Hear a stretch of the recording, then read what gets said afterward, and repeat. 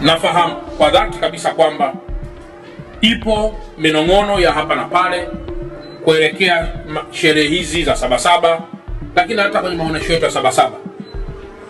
Naomba niendelee kuwatia moyo ya kwamba uongozi wa mkoa wa Dar es Salaam kwa kushirikiana na wananchi wa mkoa wa Dar es Salaam wenyewe, kwa kushirikiana na vyombo vya dola, mabalozi wa amani katika taifa letu, tumeendelea kujizatiti sana ili kuhakikisha maisha ya Watanzania, rasilimali za Watanzania, miundombinu ya Watanzania pamoja na chote kilicho chini ya mikono yao kinalindwa kwa wivu mkubwa mno.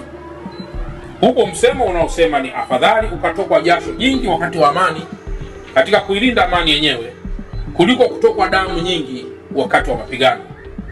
Nami nataka niwathibitishie kwa dhati kabisa kwamba mkoa huu wa Dar es Salaam tunautazama kama mboni ya jicho, kwa kuwa ndio senta kubwa ya uwekezaji, senta kubwa diplomasia na uchumi wa kimataifa wa taifa letu, senta kubwa demografia na population ya watu, lakini senta kubwa pia katika masuala mengine yote, na hasa katika kulinki bandari yetu ya Dar es Salaam na mataifa sio na bandari.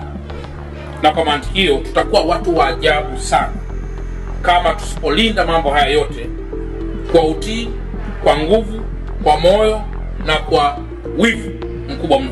Sema ni afadhali ukatokwa jasho jingi wakati wa amani katika kuilinda amani yenyewe kuliko kutokwa damu nyingi wakati wa mapigano.